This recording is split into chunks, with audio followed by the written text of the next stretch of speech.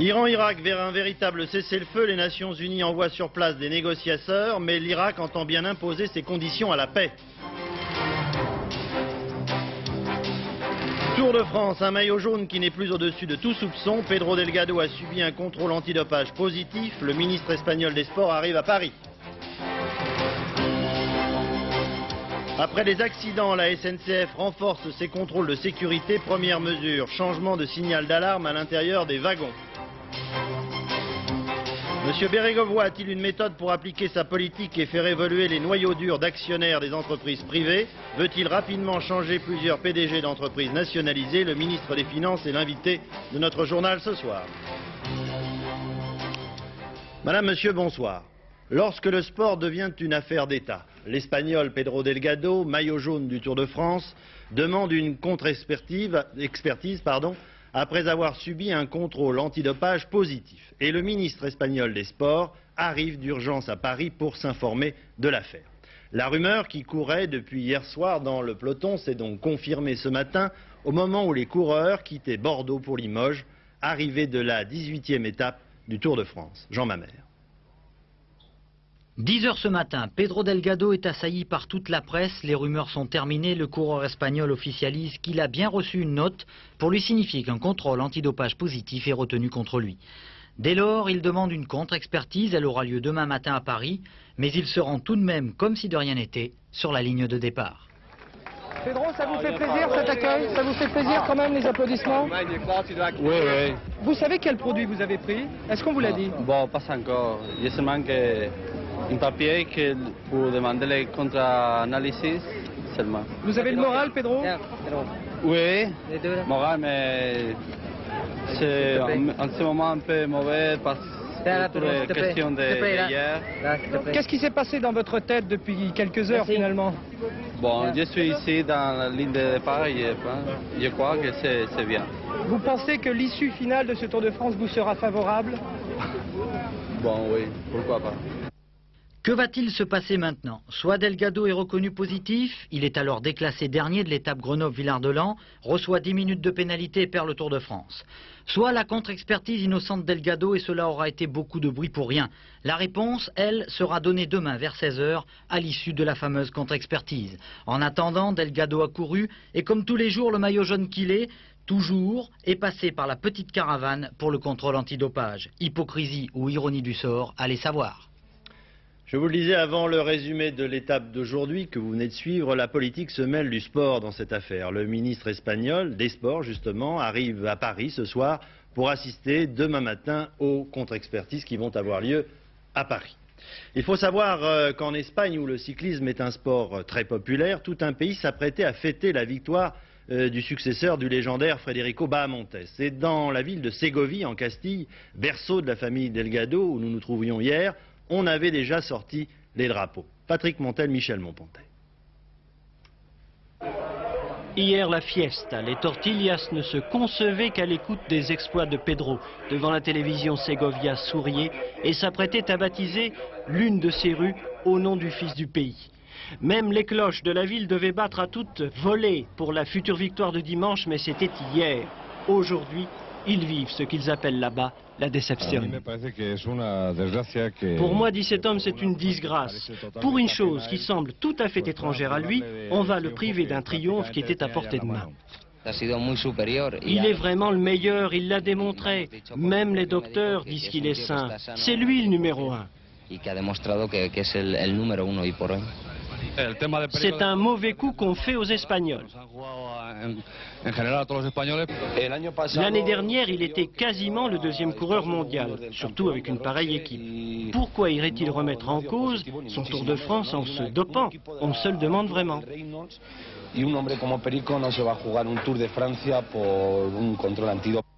À Ségovia, ils ne veulent pas en démordre. Les photos de Pedrico resteront à la une des vitrines. Oui, pour être complet sur ce dossier, il faut encore maintenant expliquer comment s'effectuent, comme vous l'avez vu tout à l'heure, à chaque arrivée d'étape, les contrôles antidopage. Le sport cycliste est sans doute l'un des plus durs qui soit, et les contrôles qui sont effectués les plus sérieux. Ceci n'excuse pas cela d'ailleurs, mais explique peut-être en partie les scandales qui de loin en loin ponctuent l'histoire du cyclisme international. Jean-Daniel Flézaquier. Quand en 1978, le Belge Michel Pollentier voulut échapper à un contrôle antidopage, il ne trouva rien de mieux que d'utiliser une petite poire remplie d'une urine autre que la sienne et indemne, elle, de toute trace de produits interdits.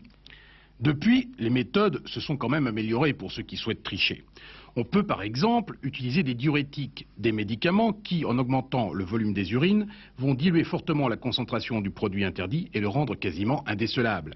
On peut aussi utiliser des médicaments comme le probénécide qui vont retarder au maximum l'élimination par le rein et les urines des produits anabolisants et autres substances interdites.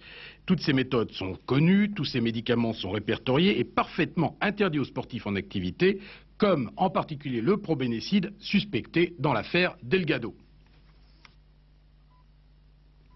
Alors les sorciers qui parasitent les pelotons cyclistes ont cru pouvoir trouver la parade grâce à une technique née dans les pays de l'Est et qui consiste à accrocher un médicament à un anabolisant pour empêcher ce dernier de passer dans l'urine. Mais le truc a été découvert et le procédé est aujourd'hui interdit. Ne s'avouant pas pour autant vaincus, certains soigneurs ou pseudo-soigneurs ont alors imaginé mieux, un cocktail de 4 à 5 anabolisants, chacun donné à une dose infime et qui s'élimine séparément sans laisser de traces dans les urines, une technique pour l'instant quasi indétectable. Dans la course au dopage, et même si les techniques scientifiques s'affinent, les pros de la triche gardent toujours un boyau d'avance. Un tour marqué par le scandale donc aujourd'hui et le drame également de cet enfant de 5 ans renversé par une voiture sur le passage de la caravane et qui est décédé des suites de ses blessures. À l'étranger, vers un véritable cessez-le-feu entre l'Iran et l'Irak, 48 heures après l'annonce faite par Téhéran d'accepter sans condition une trêve des combats. En effet, après avoir pendant 48 heures poussé son avantage militaire, l'Irak propose des négociations directes à l'Iran et le secrétaire général des Nations Unies à New York envoie dans les deux capitales des émissaires chargés d'étudier les modalités techniques d'un véritable cessez-le-feu. Patricia Coste. Le président Saddam Hussein plastronne. Ces images, fournies par la télévision irakienne, nous montrent le chef de l'État décoré d'un grand nombre de médailles, un officier valeureux. Triomphe militaire et parade, l'Irak aujourd'hui défie l'Iran et lui propose des négociations directes en 5 points. L'imam Khomeini déguste. Dans un long discours lu à Radio Téhéran aujourd'hui, il a expliqué que la décision d'accepter un cessez-le-feu immédiat a été plus pénible pour lui que d'absorber du poison. Mais il s'en remet au jugement de Dieu. Dans l'enceinte des Nations Unies, le secrétaire général met les bouchées doubles. Des équipes techniques sont déjà en route vers Bagdad et Téhéran pour étudier les modalités d'un cessez-le-feu immédiat.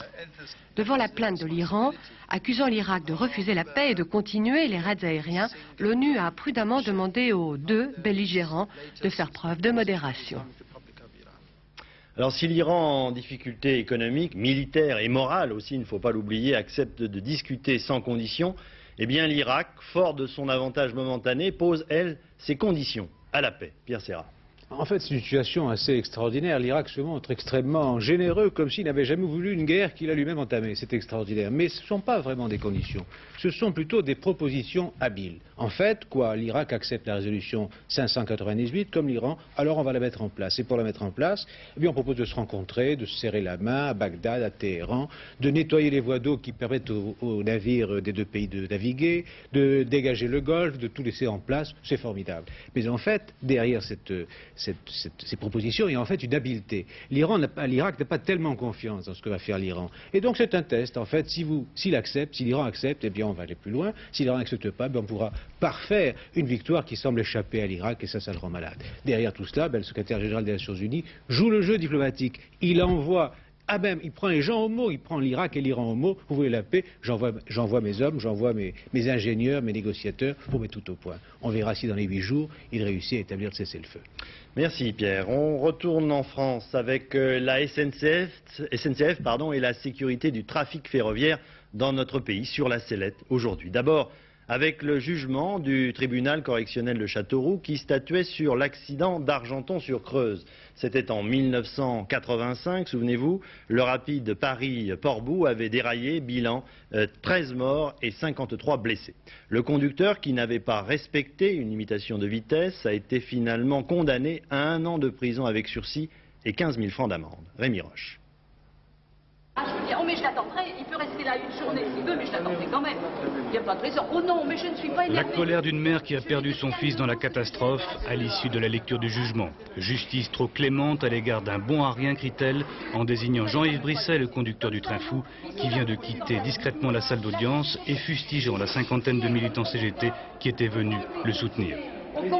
Il est évident que nous ressentons qu'une peine plus forte, pas trop légère, est mieux venue qu'une peine symbolique. Nous ne sommes plus des gens normaux, nous vivons avec nos morts. Contre Brisset, le tribunal relève 3 fautes graves, dont celle bien sûr de ne pas avoir respecté une limitation de vitesse, mais relativise sa responsabilité, du fait notamment d'une signalisation qualifiée d'incohérente aux abords du lieu de la catastrophe.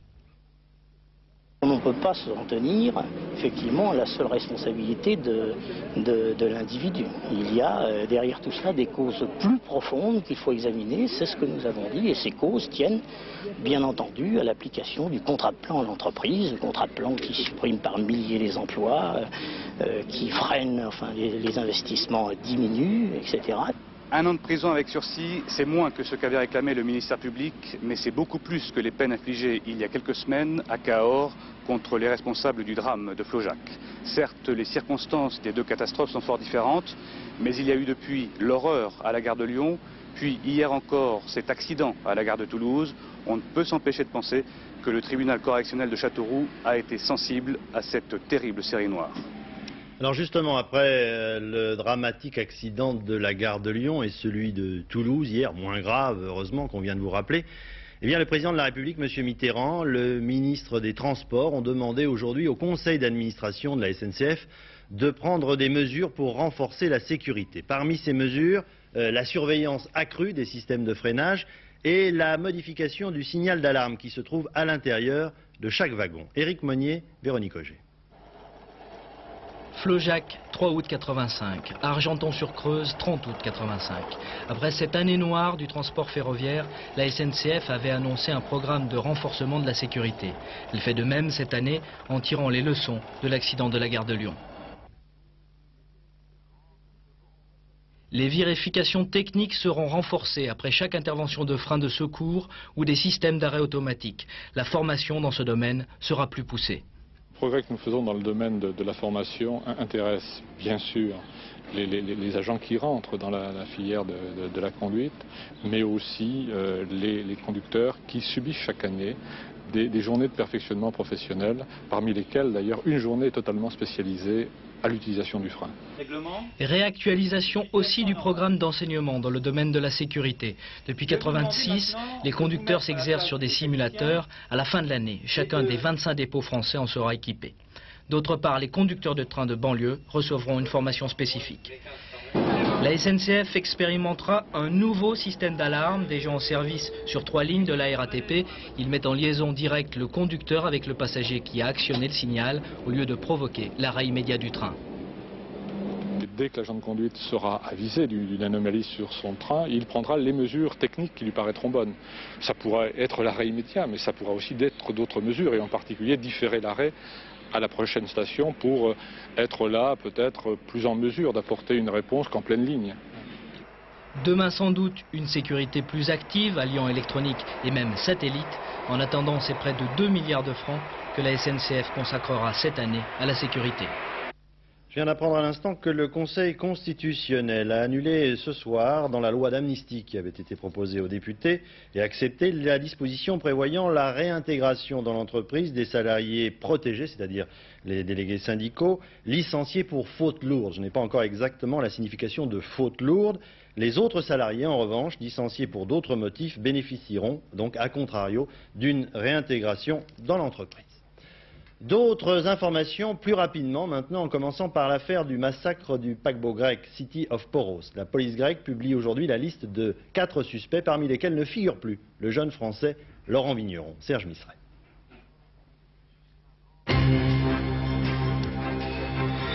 Athènes, le ministre de l'Ordre public a dévoilé aujourd'hui les noms de 4 suspects qui auraient pris une part active dans l'attentat qui a fait 9 morts et 80 blessés le 9 juillet dernier. Il s'agirait de Palestiniens du groupe Abu Nidal. Le ministre n'a pas donné d'autres précisions et on ne sait toujours pas si les 4 suspects sont morts dans l'attentat, ont été arrêtés ou bien sont recherchés par la police. Regain de tension ce soir à Erevan. Plusieurs centaines de milliers de personnes sont rassemblées dans les rues de la ville pour s'élever contre le refus de rattacher le Haut-Karabakh à l'Arménie par le Soviet suprême. Après avoir annoncé l'emploi éventuel de la force en cas de trouble, Moscou semble jouer la prudence. Il n'y a actuellement ni policiers ni soldats dans le centre de Erevan. Nouveau succès pour Airbus. La compagnie Air Canada vient de commander 34 appareils dans la version A320 pour remplacer sa flotte de Boeing 727. Le montant de cette commande s'élève à 1,8 milliard de dollars canadiens, soit environ 10 millions de francs. On connaît le montant du trou du fonds de garantie de l'ex-chambre syndicale des agents de change. Il s'élève à 613,7 millions de francs et non 500 millions comme il avait été annoncé. La Société des bourses françaises a donc décidé de constituer un nouveau fonds de garantie de 700 millions. Total de la facture pour les agents de change, 1,3 milliard. Alors nous nous en faisions déjà largement l'écho hier soir. Si l'on en croit les bruits insistants qui courent en ce moment, les groupes d'actionnaires majoritaires des entreprises privatisées sous le gouvernement de M. Chirac sont, je dirais, dans le collimateur du ministre de l'économie et des finances, M. Bérégovoy, qui est notre invité ce soir. Mais à l'exemple de la CGE, la Compagnie Générale d'Électricité, on s'aperçoit que ces actionnaires se sont d'une certaine façon prémunis contre d'éventuelles attaques. Et puis on parle également du remplacement rapide de plusieurs PDG d'entreprises nationalisées. Alors nous allons parler de tout ça, Monsieur le Ministre, mais d'abord peut-être une réaction très courte sur le chiffre définitif qu'on vient de donner, 614 millions de francs, correspondant à la perte enregistrée par les agents de change, des spécialistes pourtant, sur le marché du matif lors du krach d'octobre 87. C'est une perte très lourde et il s'agit de pertes faites par les sociétés de bourse. Donc la Société des bourses a décidé d'augmenter son capital. Il s'agit d'entreprises privées qui ont pris leurs responsabilités. Le ministre des Finances n'est pas le responsable, mais il est le tuteur de la bourse. Et dès que j'ai eu connaissance de ces pertes, j'ai demandé qu'on mette un peu d'ordre dans la maison. Et je crois très important que la transparence soit totale sur ce marché comme sur d'autres et que la sécurité des épargnants et des investisseurs soit totalement assurée. Comptez sur moi pour y veiller. Alors, on vient aux questions que j'ai énumérées en commençant. Vous avez exprimé la volonté de redonner, vous avez dit de la façon suivante, la liberté aux actionnaires dans les entreprises privatisées. Mais on s'aperçoit donc, avec l'affaire qui est sortie hier ou avant-hier, que la Compagnie Générale d'Électricité, par exemple, les représentants de ce que l'on appelle les noyaux durs, se sont entendus, sans que ce soit illégal, pour essayer de se prémunir contre d'éventuelles attaques. Alors, est-ce que ça ne remet pas en cause votre plan? J'observe surtout que c'est assez curieux. Il n'y avait pas eu de noyau dur de constitué officiellement dans la CGE. Et on apprend maintenant que des actionnaires privés avaient constitué en quelque sorte un pacte de solidarité pour se prémunir contre d'éventuels acheteurs. C'est légal, mais c'est tout de même singulier. Et c'est une précaution que prennent des partisans de l'économie de marché contre les règles de l'économie de marché. Alors moi je dis tout simplement que les sociétés privatisées, elles sont maîtres de leur destin, à condition que les actionnaires aient leur mot à dire. Les noyaux durs ou les dirigeants de ces entreprises ont été nommés par le précédent gouvernement. Je considère que c'est une entorse aux règles du jeu. Mais ce n'est pas à moi d'intervenir. Aux actionnaires d'user de la liberté que j'entends leur donner. Philippe ? Et comment allez-vous vous y prendre pour donner cette liberté aux actionnaires? Eh bien, il suffit de le dire. Moi, je connais des actionnaires qui vont prendre cette liberté. Il faut que le marché joue son rôle. Moi, je suis partisan d'une société d'économie mixte, dans laquelle il existe un secteur public, où l'État actionnaire doit jouer son rôle, et un secteur privé, où les actionnaires privés doivent jouer leur rôle. Je ne suis pas partisan d'une intervention de l'État, comme c'était autrefois le cas dans les sociétés privatisées. Dénoncer ce qu'on a appelé l'État RPR, je n'ai pas été le seul. M. Barre aussi l'a dit. Je n'entends donc pas prendre ma part à la nomination des dirigeants de sociétés privatisées. On parle du départ de plusieurs dirigeants, notamment de M. Dromer. Ça a été évoqué en Conseil des ministres aujourd'hui? Non, pas du tout. Il n'y aura pas de chasse aux sorcières, mais l'État actionnaire se réserve le droit de nommer à la tête d'un certain nombre d'entreprises ceux dont qu'il jugera les plus compétents pour remplir les missions que confie l'État au secteur public. Mais ce que je peux vous dire, c'est que ces responsables ne seront pas choisis en fonction de leurs affinités politiques ou du rôle qu'ils devaient jouer dans le processus de privatisation. Ils seront choisis en fonction de leurs compétences. Et en toute hypothèse, pas de chasse aux sorcières. S'il nous arrive, la décision n'est pas prise, de remplacer tel ou tel dirigeant, la suite de sa carrière sera néanmoins assurée, ce qui n'était pas le cas en 1986, comme vous le savez. Bien, alors avant de passer à la question sur les taux d'intérêt qui est importante aujourd'hui, je ne voudrais pas de vous contrarier, Monsieur le Ministre, mais vous dites ça n'a pas de chasse aux sorcières, mais il y a quand même des gens qui vont changer. Il y en aura. Il y en aura dans les mois et les années qui viennent. Ça arrive dans les entreprises privées, ça arrive même parfois à la télévision, oui, dans le secteur privé comme dans le secteur public. Ce que je peux vous dire simplement, c'est qu'il n'y aura pas de chasse aux sorcières, et si quelqu'un venait à être remplacé, disons, un poste dans le secteur public, s'il s'agit du secteur public, lui serait offert. Ce qui changera par rapport aux habitudes antérieures. Alors, une dernière question sur les taux d'intérêt. Si vous le voulez bien, au taux d'intérêt, les Allemands ont augmenté leur taux d'intérêt hier, les Japonais aujourd'hui. C'était un petit peu le scénario du mois d'octobre dernier, juste avant le krach. Alors, est-ce que vous craignez une secousse boursière? Et deuxièmement, qu'est-ce que cela va donner sur le crédit en France? Je ne crois pas à une secousse boursière prochaine. Je crois simplement qu'il y a un certain désordre aujourd'hui sur les marchés, et qu'il est important que la concertation entre les grandes banques des pays industrialisés, les banques centrales des pays industrialisés, ait lieu. Depuis 2 ou 3 jours, cette concertation s'est organisée et j'observe que la hausse du dollar a été endiguée. Alors vous me dites, les taux d'intérêt montent, vous observerez qu'en France, les taux d'intérêt ont baissé. Et vous allez vous 2 reprises, bien entendu. J'ai fait de la baisse des taux d'intérêt un objectif essentiel de notre action, parce que c'est bon pour les entreprises, ce sera prochainement bon pour les particuliers et c'est bon pour l'État. Et j'observe qu'alors que les Allemands ont augmenté leur taux d'intervention, de prise de pension, on appelle ça comme ça en Allemagne, de 0,75%, en France, le taux d'intervention de la Banque de France a été baissé de 0,50%.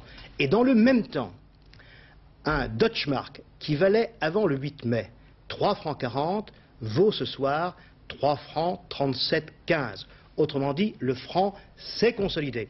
Moi, je crois, j'y vois plutôt un signe de confiance des marchés financiers et de l'opinion dans la politique proposée aux Français par François Mitterrand et mise en œuvre par le gouvernement de Michel Rocard. Puisque nous disposons d'un capital de confiance, à nous d'en user pour consolider notre monnaie, faire baisser les taux d'intérêt, car c'est aussi le bon moyen de créer de l'activité et des emplois.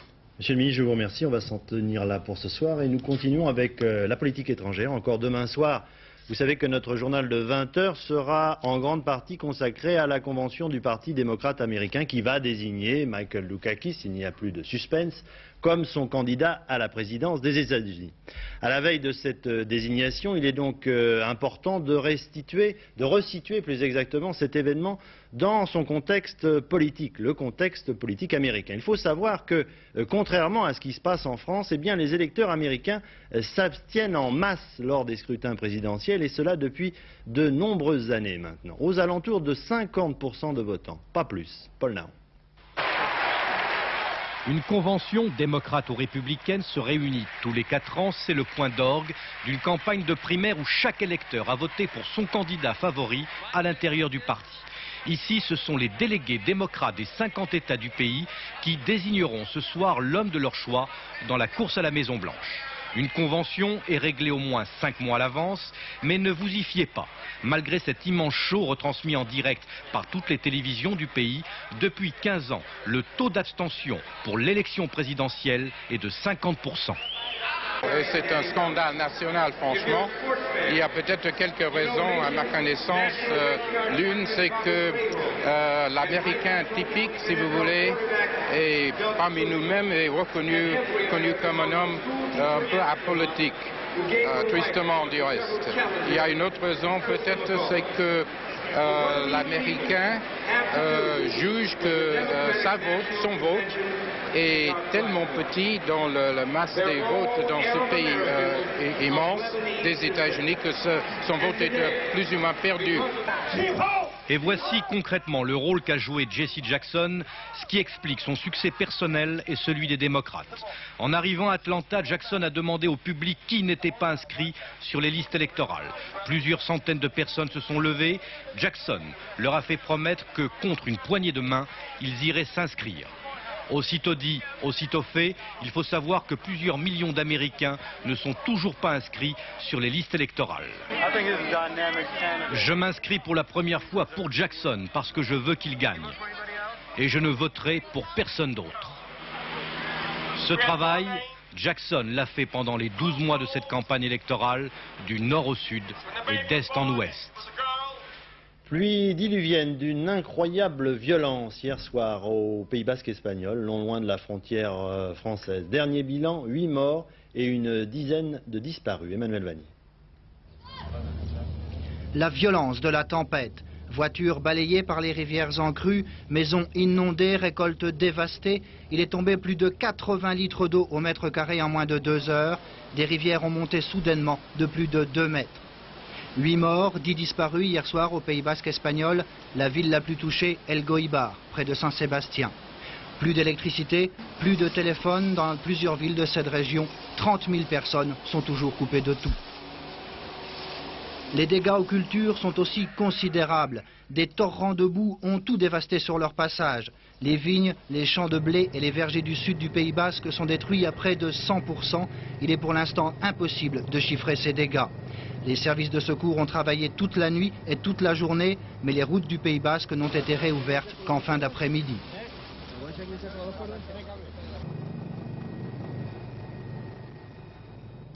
Spectacle pour terminer. Quel rapport entre la politique d'ouverture de M. Gorbatchev à Moscou et le festival d'Avignon? Eh bien tout simplement pour la première fois la venue d'une troupe de théâtre soviétique, non pas pour nous présenter la fameuse réalité socialiste officielle et traditionnelle, mais au contraire à sa tête un homme qui pendant 20 ans n'a pu exercer librement son art, Anatoly Vassiliev. Michel Strelobissi. Ce n'est pas le transsibérien, mais ce sont bien des Russes. Une arrivée en force d'une centaine d'hommes de théâtre, acteurs, écrivains, scénographes, techniciens, pour des retrouvailles avec l'Occident. La vedette, c'est cet homme, Anatoly Vassiliev. Allure de Raspoutine, ce metteur en scène incarne à lui seul le renouveau de la culture russe. En dehors de toute norme, considéré pendant 20 ans comme un fauteur de troubles par les autorités, Anatoly Vassiliev voit enfin son talent reconnu en Union soviétique comme en Europe occidentale. Mais il lui a fallu des années de combat, de persévérance, de refus des compromis pour assumer son art comme il l'entend. J'ai un grand respect pour le nouveau cours des choses dans mon pays et je peux même dire mon amour pour ce qui s'y passe actuellement.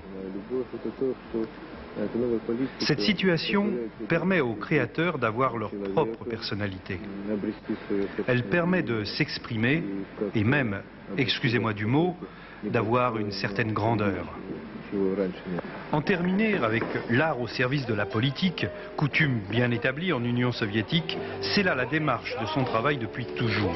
Car ce qui passionne ce marginal, c'est d'explorer comme ici, avec 6 personnages en quête d'auteur de Pirandello, les problèmes essentiels de la création, pour lui, sans frontières. La culture française et la culture russe sont tellement imbriquées que briser ce lien, c'est un péché. C'est un péché que d'instaurer un rideau de fer entre les deux cultures. Renouer les fils du dialogue Est-Ouest, les Russes en Avignon, un signe prometteur. Pour terminer, les pronostics de Pierrette Bresse pour le tiercé écarté de demain. Voici les chevaux qu'elle vous propose. en espérant qu'il n'y aura pas d'erreur d'affichage cette fois-ci. 2, 6, 3, 1, 11, 13, 7 et 5. Voilà, cette édition de 20h est terminée. C'est Aubry Edler qui vous présentera en fin de programme 24h sur la 2. Quant à nous, si vous le voulez bien, on se retrouve demain soir à 20h. Bonsoir.